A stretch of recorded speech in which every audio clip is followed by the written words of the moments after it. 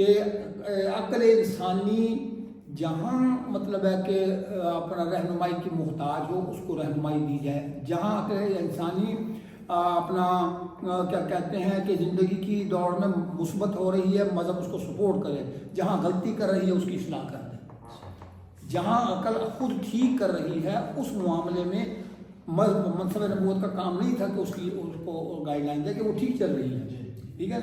تو اس طرح مذہب منصب نبوت کا اصل اصول کیا تھا کہ انسانی رویے جو کہ عقل انسانی کی بنیاد پر ترتیب نہیں پا سکتے وہ اپنا اس کی اصلاح کی جائے۔ سمجھ آ گئی ہے؟ اب اس سے کیا پتہ چلا کہ منصب نبوت کا بنیادی مقصد کیا تھا؟ کریکٹرائزیشن۔ اب اس بات کو جو ہم نے تھوڑی سی لفاظی کی ہے، اس بات کو قرآن نے کہا ہے وَلَقَدْ مَنَّ اللَّهُ عَلَى الْمُؤْمِنِينَ إِذْ بَعَثَ فِيهِمْ رَسُولًا مِنْ أَنفُسِهِمْ يَتْلُو عَلَيْهِمْ آيَاتِهِ وَيُزَكِّيهِمْ وَيُعَلِّمُهُمُ الْكِتَابَ وَالْحِكْمَةَ۔ یہ عقل انسانی کی اس تربیت کے نامینہ کو سمجھنے کے لیے اب یہ کام تھا کیا کہ تعلیم دی، ٹھیک ہے نا جی، کریکٹرائزیشن کی، قلب و نظر کو پاکیزہ بنایا، سوچ سمجھنے کے قابل بنایا، اور پھر حکمت کی تعلیم دی، ٹھیک ہے نا جی۔ یہاں ایک بات یاد رکھ رہی ہے، تمام انبیاء صاحب حکمت تھے، سمجھ آ گئی، لیکن معلم حکمت صرف جناب صلی اللہ علیہ وسلم تھے،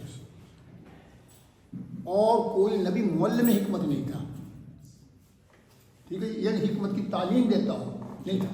اب یہ حکمت کیا چیز ہوتی ہے؟ سوال پیدا ہوتا ہے، حکمت کیا چیز ہے؟ تو ہمارے علماء نے اس کی ڈیفینیشن کی ہے کہ حکمت کہتے ہیں العقل فی الدین، دین کے امور کی تکمیل کے سلسلے میں عقل کا مثبت استعمال، یہ ہے حکمت۔ العقل فی الدین کہ دین کے معاملات کو شعوری طور پر سمجھنا، اس کے مطابق پر احکام پر عمل کرنا، یہ ہے حکمت۔ اس لیے ہمارے علماء نے یہ کتابوں میں ہمارے لکھا ہے، فتاوی ابن عابدین شامی بہت بڑی کتاب ہے، 13-14 جلدوں میں ہے، اس میں لکھا ہے امام ابن عابدین نے کہ عالم ہونے کے لیے شرط ہے کہ وہ جو شخص ہے وہ قرآن ہی سنت کا علم نہ رکھتا ہو، بلکہ وہ اپنے ارد گرد اپنے معاشرے کا بھی پورا علم رکھتا ہو۔ چنانچہ اس میں انہوں نے لکھا ہے کہ من لم یکن عالما بضرورۃ اہل زمانہ فہو جاہل، کہ جو شخص اپنے زمانے کی، اپنے دور کی ضروریات کو نہیں سمجھ سکتا وہ جاہل ہے، اس لیے کوئی ضروریات کو سمجھے گا تو اس کو اسلامی رنگ دے گا نا۔ تو اب یہ حکمت کی بات قرآن نے بھی کی ہے، اور آپ دیکھیے سورت اپنا اس میں اپنا سورت بنی اسرائیل کا دوسرا یا تیسرا رکوع ہے کہ وَقَضَىٰ رَبُّكَ أَلَّا تَعْبُدُوا إِلَّا إِيَّاهُ وَبِالْوَالِدَيْنِ 13 آیات پوری چلی جا رہی ہیں، اللہ تعالیٰ فرماتا ہے، اور قرآن پاک میں یہی فرمایا کہ یہ ہے حکمت۔ اب اگر اس پر غور کریں تو وہ تمام آیات دراصل انسان کی زندگی میں سلیقہ شعاری پیدا کرنے کا نام ہے، ٹھیک ہے نا جی۔ کپڑا آپ نے سلوایا، آپ نے پہن لیا، یہ آپ نے اپنی ضرورت پوری کی، لیکن اس کپڑے کو موسم کے مطابق، اپنے اسٹیٹس کے مطابق صاف ستھرا کر کے پہننا، یہ حکمت ہے، ٹھیک ہے نا جی۔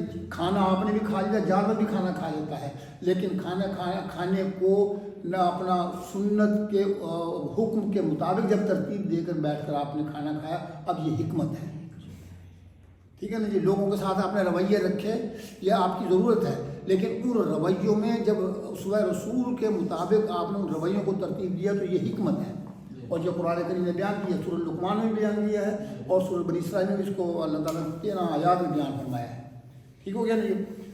تو اس سے یہ ایک بات کلیئر ہوگی کہ منصب نبوت ضرورت تھا، ایک بات، اور دوسری بات یہ کہ منصب نبوت کے فرائض میں کیا چیز ثابت تھی، وہ تھی انسانی رویوں کو مثبت بنانا، پازیٹیو بنانا۔ اب جب انسانی رویوں کو مثبت بنانا ہم نے طے کیا تو سر اس سے ایک بات یہ کلیئر ہو گئی کہ انسانی زندگی کے لیے رویوں کو ترتیب عقل کی بنیاد پر نہیں دیا جائے گا، اسوہ رسول کی بنیاد پر دیا جائے گا، ٹھیک ہے نا۔ عقل کی بنیاد پر جب بھی آپ انسانی رویوں کو ترتیب دیں گے تو اللہ کے ہاں یہ ناقابل قبول ہے، اس لیے کہ عقل کا کام انسانی رویوں کو ترتیب دینا ہے ہی نہیں، ٹھیک ہے نا۔ کیوں؟ اس لیے کہ اللہ نے عقل کو فطری طور پر لالچی بنایا ہے، عقل فطری طور پر لالچی ہے، عقل فطری طور پر اپنی خواہشات کی غلام ہے، سمجھ آ گئی نا. خواہشات لا تتبعوا الہوا، قرآن تو کہتا ہے خواہشات کی پیروی نہیں کرنی آپ نے، لیکن اگر فطری طور پر خواہشات کو مراد ہے. وہ جارج پیٹن تھا برطانیہ کا مشہور قانون دان، اس کی کتاب ہے جیورسپروڈنس، اس میں اسے لکھا ہے کہ reason is and ought to be the slave of the patient, کہ عقل ہے اور عقل کو ہونا چاہیے جذبات کی غلام. جیورسپروڈنس اصول قانون، ٹھیک ہے نا. تو جو سورس آف نالج اپنا خواہشات کا غلام ہو، اس کی بنا پر آپ رویوں کو ترتیب نہیں دے سکتے. آپ مادی ذرائع اکٹھے کر سکتے ہیں، لیکن مادی ذرائع میں بھی آپ گڑبڑ کریں گے جب آپ حد سے آگے بڑھیں گے.